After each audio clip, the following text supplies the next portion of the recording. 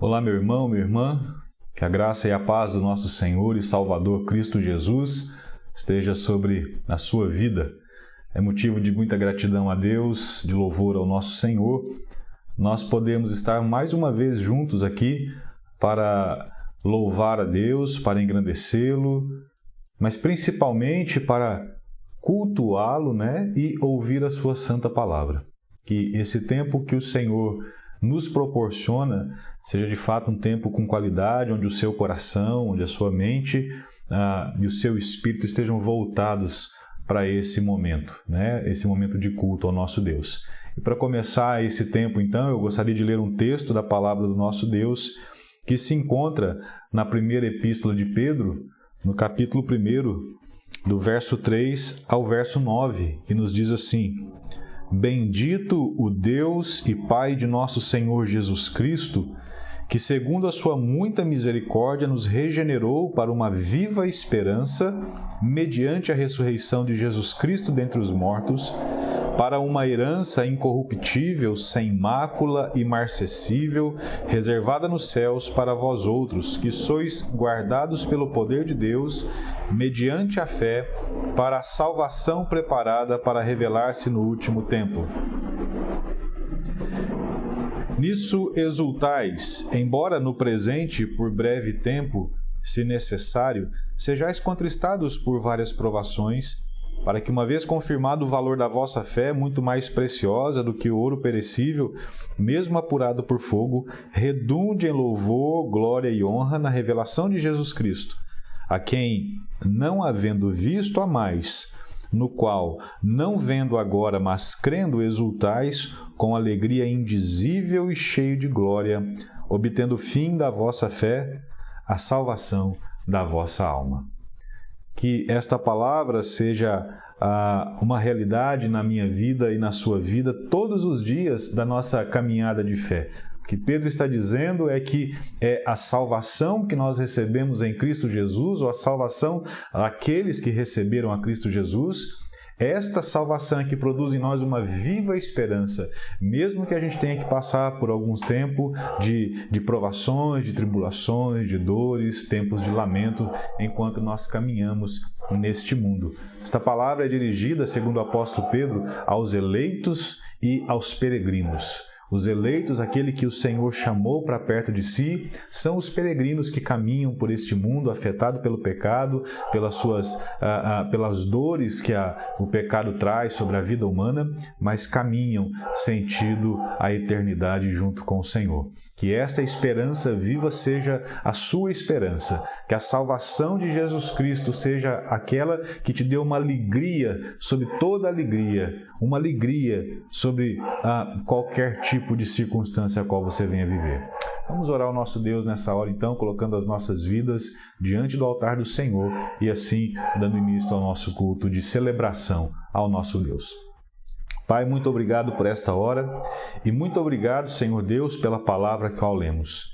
Esta palavra que já nos traz, ó Pai, uma alegria, uma esperança, Deus, que nos lembra da esperança a qual a nossa vida é guardada e resguardada pelo Senhor, pela salvação que nos foi dada em Cristo Jesus. Mesmo que por breve tempo, Deus, nós tenhamos que passar por momentos difíceis na vida, não são esses momentos, ó Deus, que definem a nossa vida e a nossa existência. Muito pelo contrário.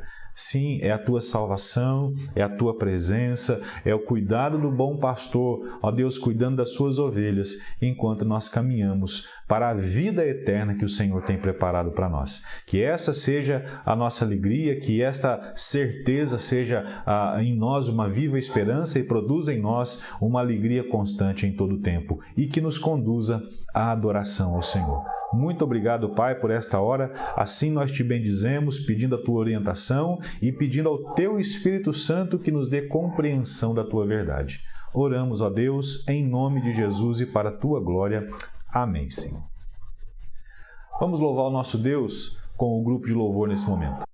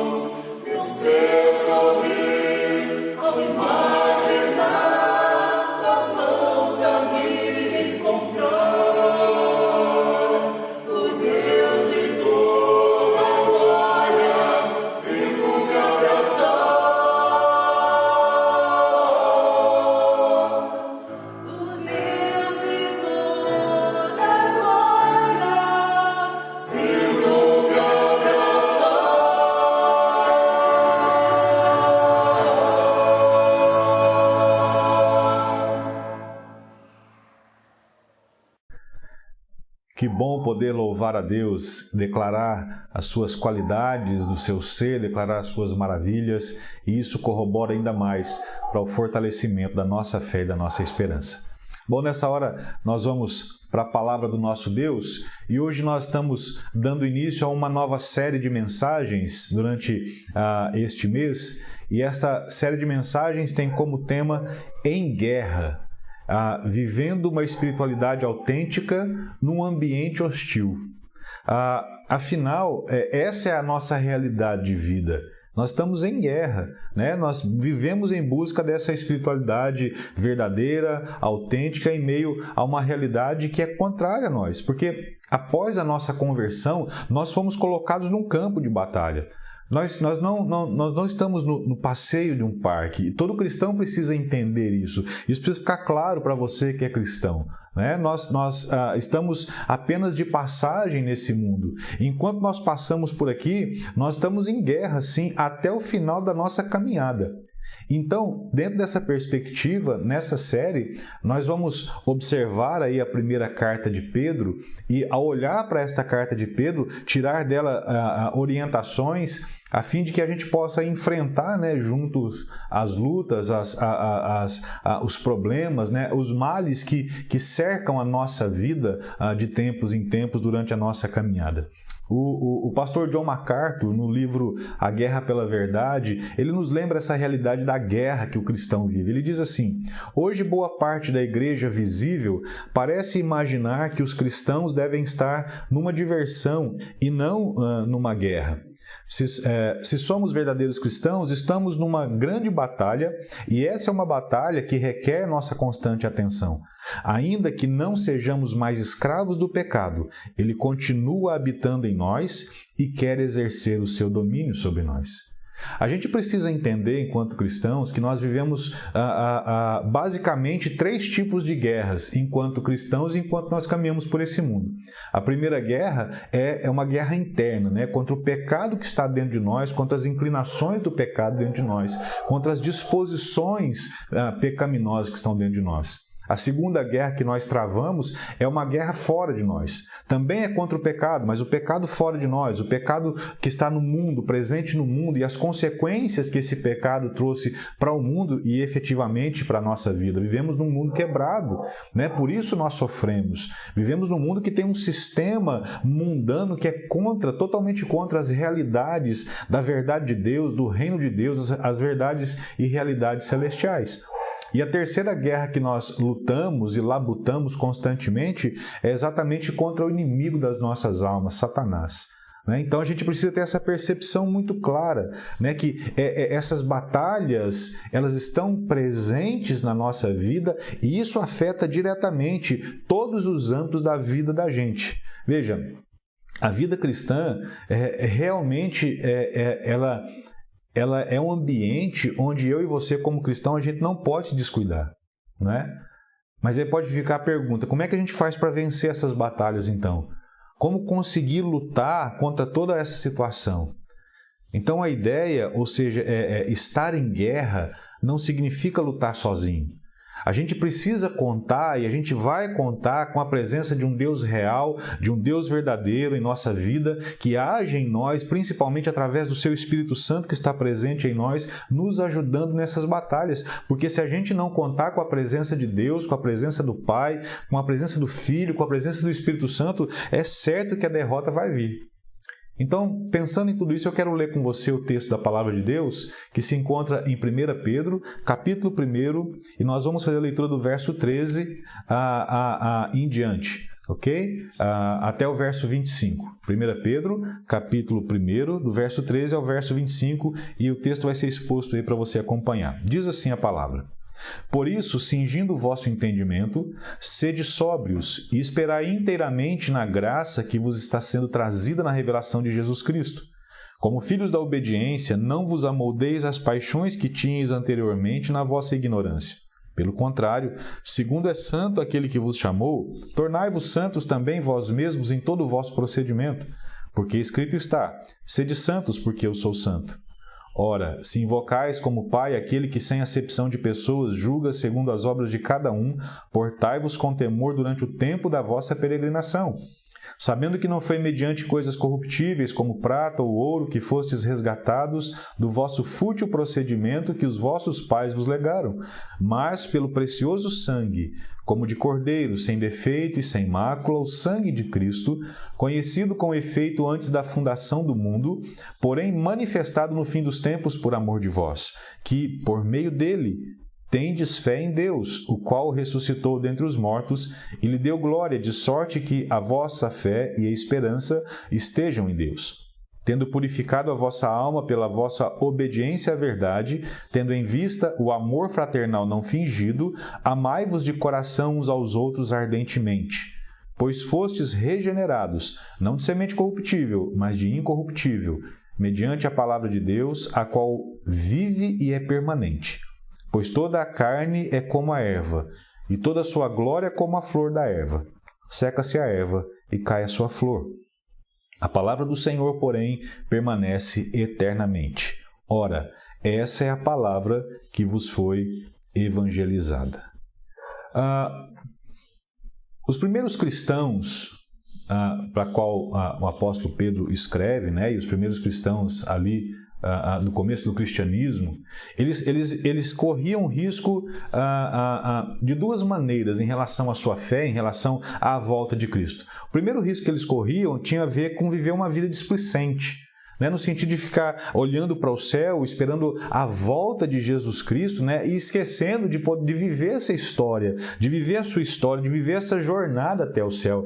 Porque Jesus disse que iria para o céu e voltaria. Então, eles já estavam esperando a volta de Cristo naquele momento. Mas o segundo risco que eles corriam era de viver uma vida desesperançada. Por quê?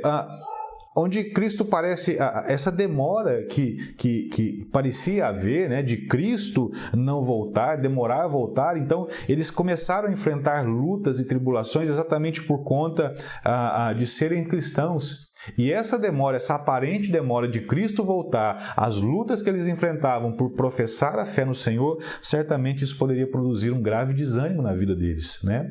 A primeira carta de Pedro, então, ela é uma carta de esperança. Porque essa carta ajuda os cristãos e a nós a olharmos para Deus, a olhar para a vida numa perspectiva totalmente transformada, uma perspectiva nova. A vida com Deus, ela é uma vida de reinterpretações do nosso próprio ser.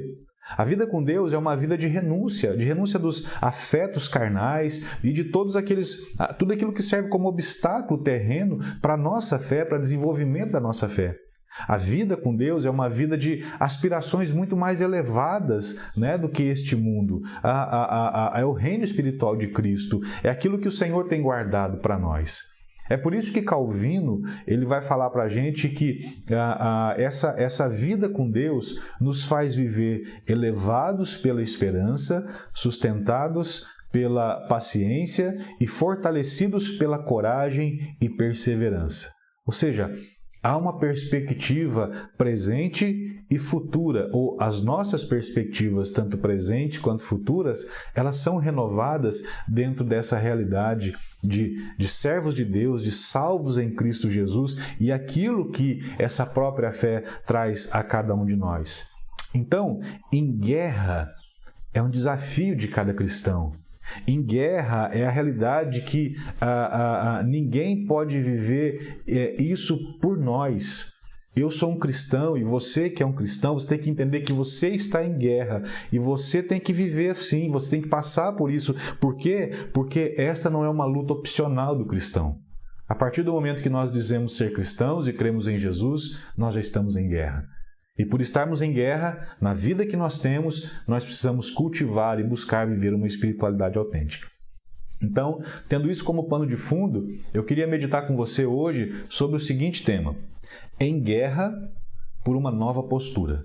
Em guerra por uma nova postura. E o primeiro ponto que eu quero chamar a sua atenção diz assim: para viver uma nova postura são necessárias práticas novas. Por isso, cingindo o vosso entendimento, sede sóbrios e esperai inteiramente na graça que vos está sendo trazida na revelação de Jesus Cristo. Como filhos obedientes, não vivam conforme as paixões que vocês tinham anteriormente, quando ainda estavam na ignorância. Pelo contrário, assim como é santo aquele que os chamou, sejam santos vocês também em tudo o que fizerem, porque está escrito: sejam santos, porque eu sou santo. Como eu disse bem no começo do culto, essa carta é endereçada a um grupo de pessoas, não é? Aos eleitos, aqueles que foram a quem Deus separou, aqueles que Deus os chamou e os salvou para junto de si. E esses eleitos também são chamados pelo apóstolo Pedro aqui de peregrinos, né? Os que passam por este mundo indo para um outro mundo melhor e eterno. Isso está registrado ali logo no comecinho, no verso 2 dessa carta, ok? E quando a gente leu ali uma parte do verso 3 até o verso 9, mas do verso 3 ao verso 12, Pedro está falando que esses eleitos e peregrinos, enquanto eles fazem esse caminho por esse mundo, eles caminham vivendo essa esperança, uma viva esperança de que a salvação garantiu isso para eles. Mesmo que eles tenham que passar, em alguns momentos, por várias tribulações, porque eu e você não estamos isentos em nenhum tempo de passar por dores, por lamentos, por tribulações. Ok? É isso que ele está dizendo para nós. E ele vai trazer uma ação de graças logo no começo da sua carta, exatamente por saber que esta salvação produziu na vida dele uma grande esperança e que nada nesse mundo pode apagar essa esperança que é viva na vida dele. Então, essa caminhada em esperança nesse mundo, ela precisa ser feita a partir de novas práticas na vida da gente. Não dá para dizer que somos filhos de Deus e servos de Deus e que caminhamos por este mundo vivendo da mesma maneira. Essas novas práticas, elas são consequências reais das mudanças que o Evangelho de Jesus operou na vida da gente. Então, quais são algumas dessas práticas que Pedro cita aqui para nós? A primeira delas é uma nova disposição. Está aí o verso número 13, diz assim: cingindo o vosso entendimento, sede sóbrios. Cingir aqui significa colocar um cinto, né? Cingir era colocar um cinto que prendia a roupa na altura da cintura e que dava condições da pessoa poder fazer um trabalho pesado ou se esforçar nesse trabalho de maneira mais prolongada, dava uma segurança para ela fazer isso.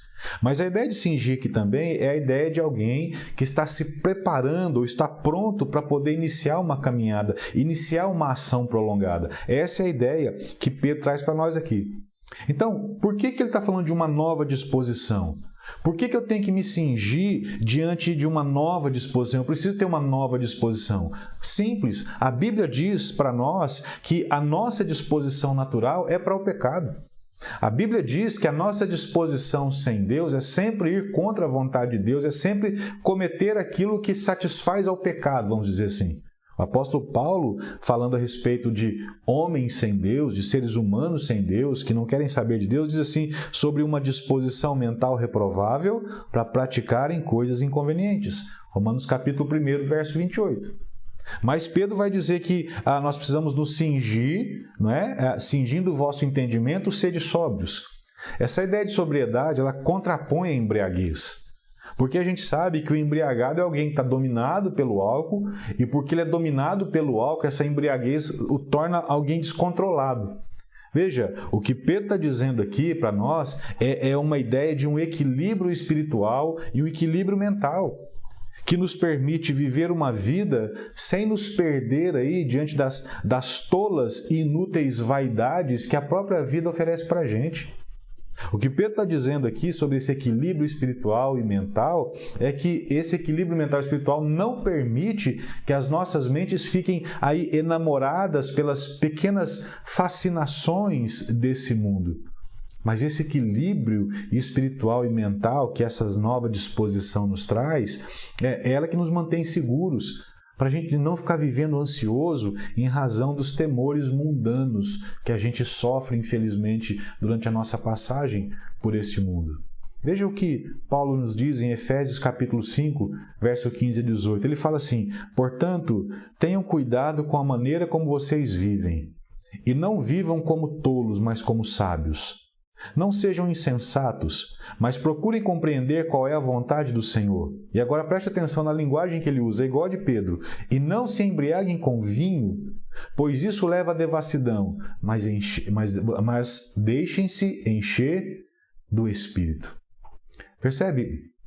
A única forma da gente não viver dessa maneira, nessa velha disposição que nos leva para a devassidão, como pessoas tolas, como pessoas incautas, despreparadas, descuidadas, é nos enchendo do Espírito Santo. É isso que o apóstolo Pedro está dizendo.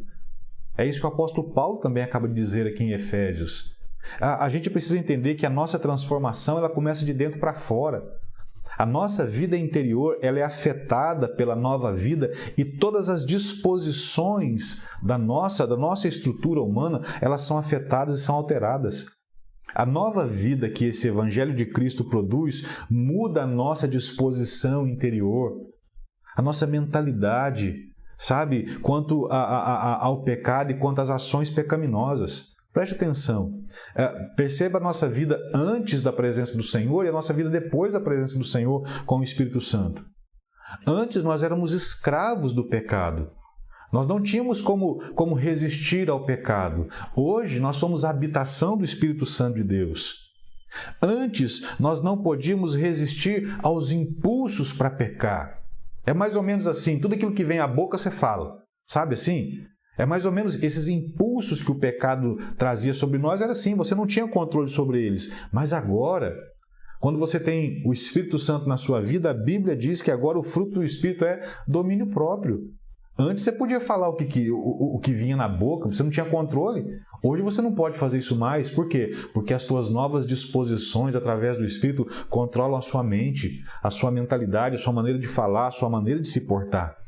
É isso que o apóstolo Paulo vai falar em Gálatas 2:20, quando ele fala assim: logo, já não sou eu quem vive, mas Cristo vive e em mim. E Paulo fala em Romanos 6:10, pois quanto a ter morrido de uma vez para sempre, morreu para o pecado, mas quanto a viver, viver para Deus. Essa nova disposição que o apóstolo Paulo, que Pedro está dizendo para nós aqui. Para a gente poder viver uma nova postura, são necessárias novas práticas. E a primeira delas é essa nova disposição que o Espírito traz na vida da gente. Mas uma segunda prática, uma nova prática, é a nova mentalidade. Verso 14 fala assim: e não vos amoldeis as paixões que tinha anteriormente na vossa ignorância. Veja, a partir de agora, Pedro está falando com o povo de Deus. Pedro está falando com gente que se considera filho de Deus. E como filhos de Deus, a obediência ao Pai, a obediência a Deus deve ser algo natural. Portanto, essa obediência, ela deveria nos afastar de tomar a mesma forma, de assumir a mesma mentalidade, de compactuar com tudo aquilo que é desse mundo, que são desejos desse mundo. E a única maneira disso acontecer é a gente sendo conformado, ou a gente tomar a forma daquilo que é a vontade de Deus para a nossa vida. Entenda, não é a obediência a Deus que nos faz filhos de Deus. Mas essa obediência ela é um resultado daquilo que Deus fez em nós, nos tornando seus filhos. E essa obediência ao Senhor, como filhos de Deus que somos, ela nos distingue dos demais seres humanos, nos distingue das demais pessoas. Portanto, a obediência é resultado dessa nova consciência, a nova consciência de quem nós éramos, a nova consciência de quem nós somos, de quem Deus é, daquilo que Deus fez por nós, de tudo que Ele fez por nós. Uma nova consciência moldada, uma nova consciência transformada, tratada pelo Espírito Santo de Deus, que nos permite conhecer, que nos permite compreender e que nos permite experimentar a boa, perfeita e agradável vontade de Deus. É isso que Paulo fala em Romanos 12, verso 2. Ele diz assim: e não vivam conforme os padrões deste mundo, mas deixem que Deus os transforme pela renovação da mente, para que vocês possam experimentar qual a boa, agradável e perfeita vontade de Deus. Veja o que essa nova mentalidade faz com a gente.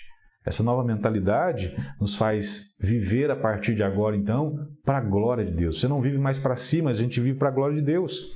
Essa nova mentalidade nos faz enxergar a vida, as coisas e as pessoas na perspectiva de Cristo. Essa nova mentalidade nos faz lidar com as situações boas e ruins que a gente enfrenta todos os dias da nossa caminhada de vida de uma maneira muito mais lúcida, de uma maneira mais equilibrada, de uma maneira mais sensata e mais santa. Mas essa nova mentalidade, ela vai ganhando consistência à medida que ela vai amadurecendo. E tudo isso nos leva a sermos mais parecidos com Jesus, sermos mais parecidos com Cristo. Sabe? É a maturidade cristã que nos faz sermos parecidos com Cristo. É a maturidade cristã que nos identifica com Jesus. E aí eu quero te fazer uma pergunta bem simples. O que a sua maturidade cristã tem mostrado a você quando você reage às diversas situações a qual você vive no seu dia a dia? Ela vai dizer muito, essa tua reação, as nossas reações vão dizer muito a respeito da nossa maturidade cristã. Mas há mais uma nova prática aí, que essa nova vida do Senhor, que a salvação traz para a gente, é a nova referência. Então, essa nova vida que nós recebemos no Senhor nos traz uma nova disposição, nos traz uma nova mentalidade, mas também nos traz uma nova referência. O verso 15 fala assim: santo é aquele que vos chamou, como é santo aquele que vos chamou, tornai-vos santos vós também em todo o vosso procedimento. Essa é a finalidade pelo qual Deus nos chamou. Deus nos separou. Deus nos fez um povo de propriedade exclusiva. Deus nos fez um povo peculiar, não é? Nesse texto aí, nesse verso, o verso 15 e o verso 16, Pedro está citando Moisés, está citando Levítico. E por que Pedro cita Moisés? Porque como o povo de Israel ele era circuncidado de todos os lados por povos pagãos, eles poderiam sofrer as influências negativas desses povos pagãos. Eles poderiam seguir os exemplos e as perversões desses povos pagãos. E, infelizmente, esse povo fez isso, esse povo cedeu. Veja, Pedro está nos chamando a atenção que nós temos um referencial. A nossa referência não é o mundo, a nossa referência não são as pessoas, a nossa referência é o Senhor. E mais do que isso, a nossa referência é a conduta do Senhor, o caráter do Senhor. O caráter do Senhor é santo. Nós vivemos numa cultura mundanizada. Os valores centrais, para o bem da vida, eles já foram há tempos. E por conta disso, a nossa sociedade se perverteu, Se perdeu a moralidade, os valores, a fé, tudo se banalizou. A gente acaba percebendo que a consciência de muita gente se tornou insensível por conta dos valores da nossa cultura. E aí, nós vamos viver assim? E aí nós vamos aceitar isso dessa forma? Responda para mim essas perguntas. Diante dessas realidades, o que os cristãos deveriam fazer? Nós devemos ceder ou devemos resistir?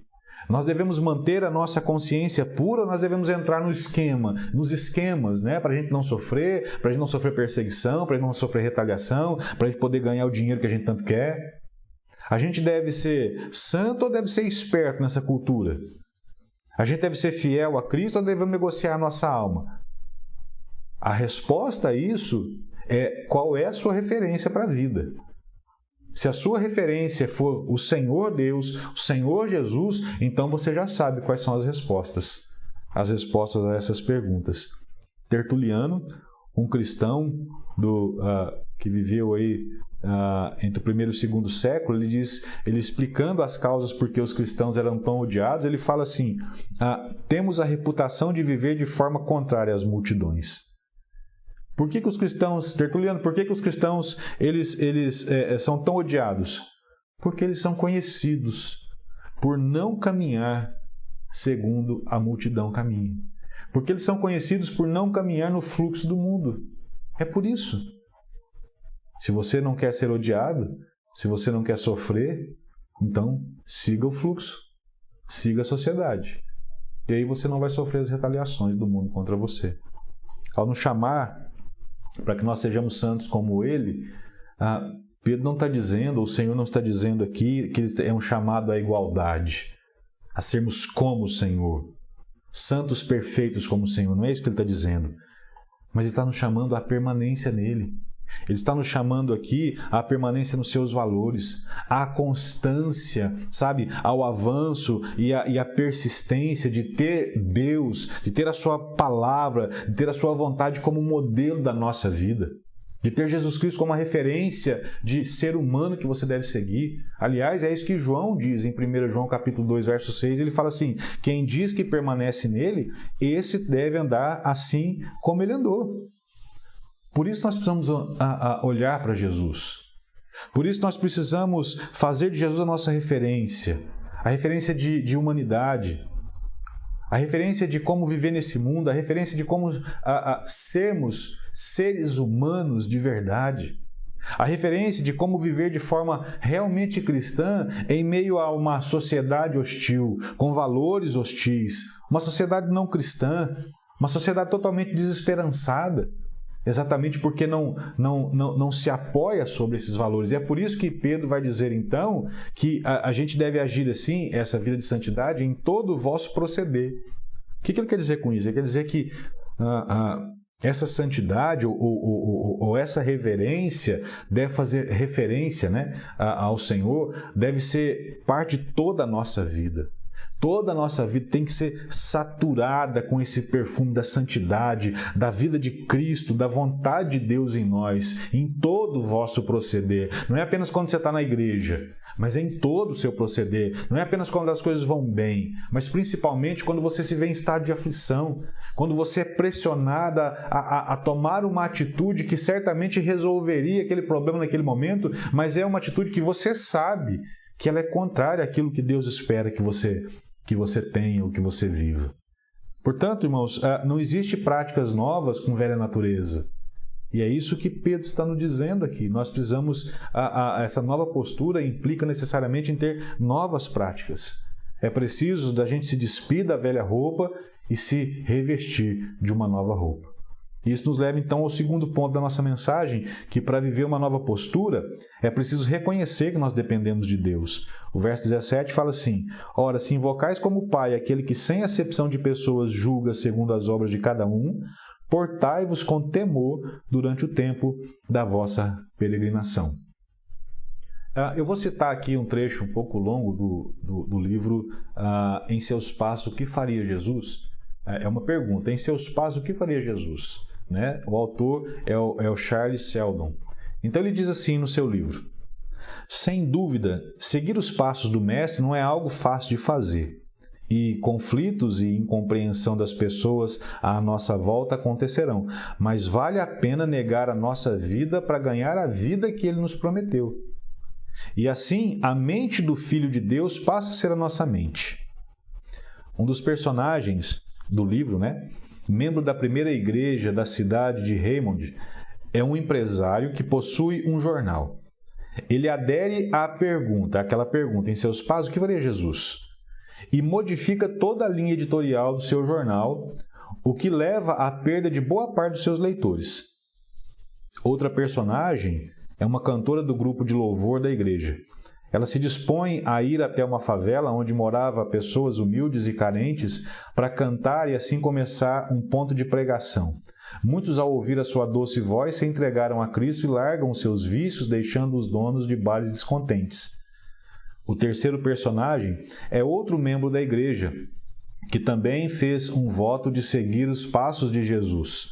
O seu papel é se candidatar à prefeitura da cidade, assim fazendo uma campanha limpa, contudo seus oponentes não cristãos não fizeram o mesmo, e a consequência disso foi a perda da eleição.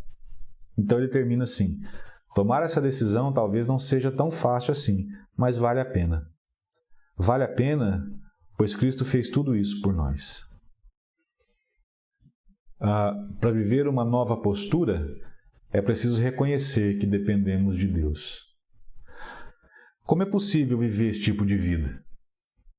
De você abrir mão, de você renunciar, de você entender que você pode perder no momento presente. A resposta a essa pergunta, como é possível viver esse tipo de vida, de deixar tudo, de mudar radicalmente, é simples. Não é possível ter esse tipo de vida pelo nosso próprio esforço, pelo nosso próprio mérito.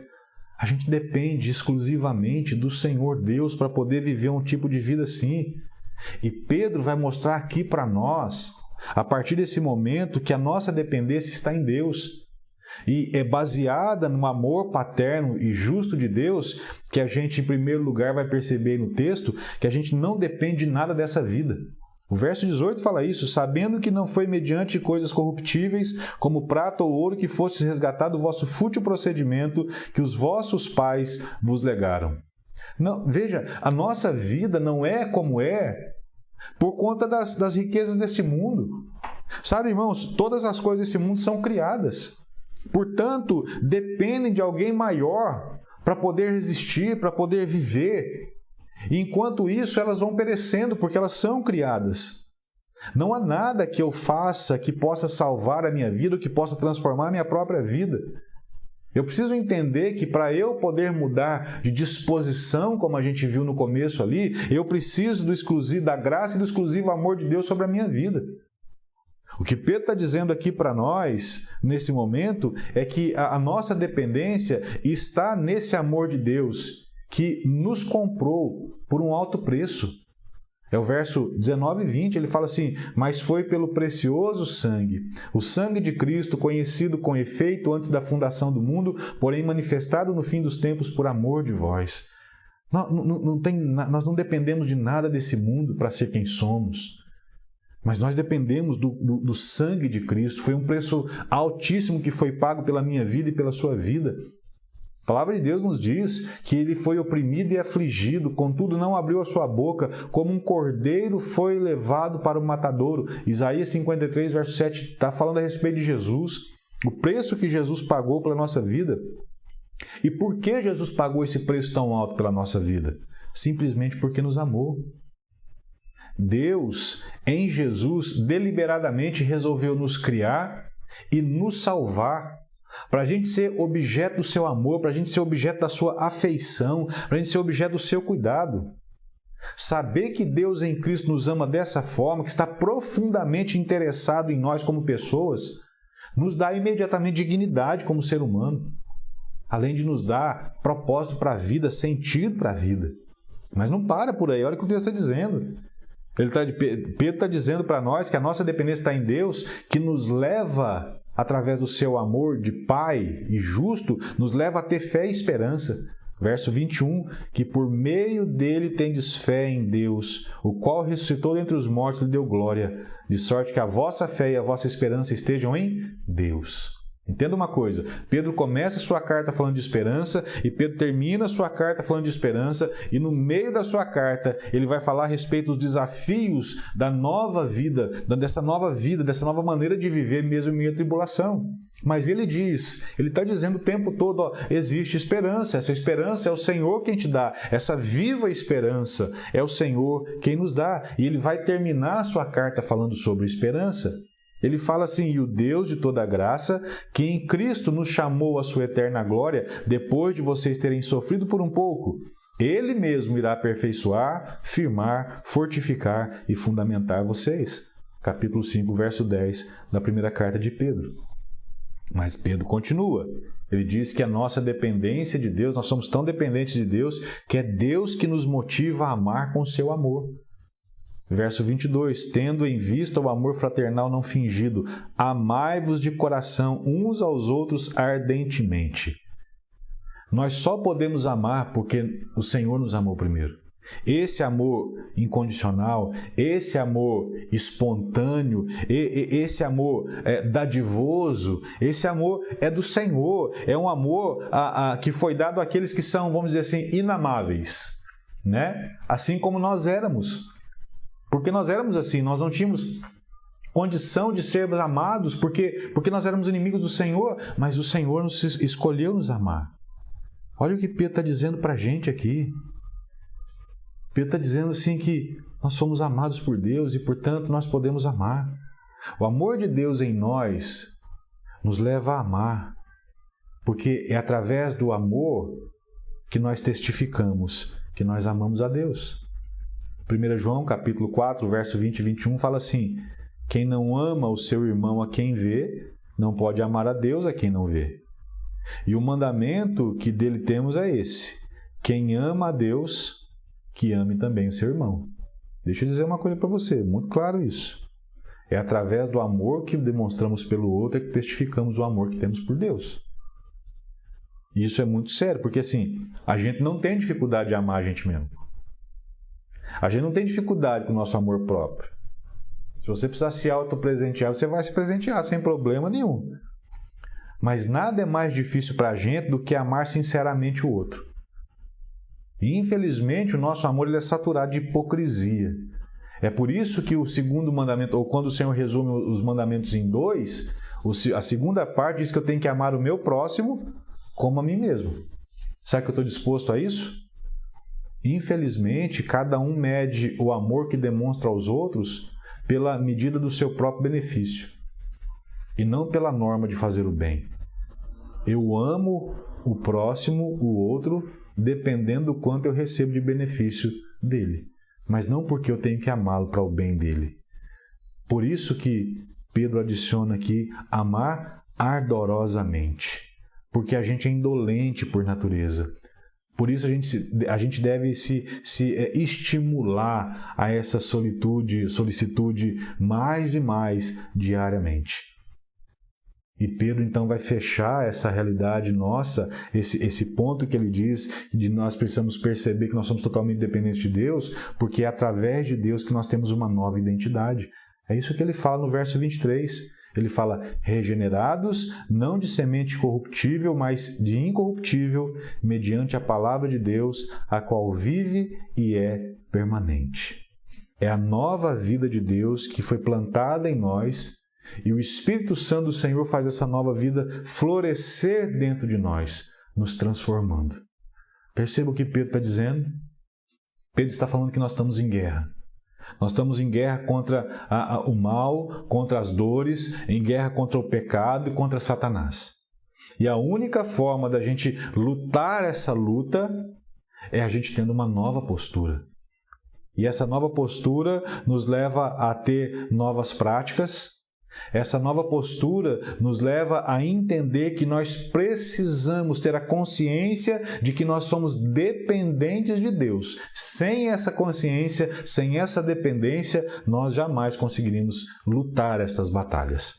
E isso vai nos levar ao último ponto desta mensagem, que para viver uma nova postura, a palavra de Deus deve ser o fundamento da nossa vida. Verso 24 e 25 fala assim, pois toda a carne é como a erva, e toda a sua glória é como a flor da erva. Seca-se a erva e cai a sua flor. A palavra do Senhor, porém, permanece eternamente. Ora, esta é a palavra que vos foi evangelizada. Tudo que é criado passa. Não há nada com a qual nós possamos, não há nada nesse mundo que nós possamos apoiar a nossa vida. E por conta disso é que o ser humano busca a vida e segurança em outra fonte. Ele tem que procurar. Porque se ele ficar dependendo das coisas deste mundo, das coisas criadas deste mundo, ele não vai encontrar o que ele precisa. Ele precisa mudar o foco dele. Ele precisa tentar encontrar vida e segurança para a vida em outra fonte. Pedro, então, aqui nesse texto, atribui o poder e eficácia à palavra de Deus. De modo que só por ela, é por ela que ela que nos concede, confere aquilo que é real, aquilo que é sólido, aquilo que é eterno, aquilo que permanece. Veja o que o texto está dizendo para nós. Ele está dizendo assim que a vida humana não é nada. Ele fala assim, passa, isso é como a flor. Veja, a Bíblia diz que nós somos simplesmente pó. Simplesmente pó, é isso que nós somos. A sabedoria humana passa. Ele está falando assim, olha, toda a carne é como a erva, e toda a sua glória é como a flor da erva. Seca-se a erva e cai a sua flor. Pedro está dizendo que toda a glória humana desvanece. Quem que é o homem? Pedro está dizendo aqui, não passa de erva. O que é a glória do homem? Em que você fica batendo no peito dizendo que aquilo é sua glória? Pedro responde, não passa de flor da erva. Pedro está dizendo assim, que não existe vida permanente senão em Deus. E essa vida nos é comunicada através da palavra. É olhando para a palavra de Deus, a revelação da vontade de Deus a nós, que a gente consegue viver e enfrentar as dificuldades desse mundo. Veja, a palavra de Deus diz assim, olha, passarão os céus e a terra, mas a minha palavra não passará.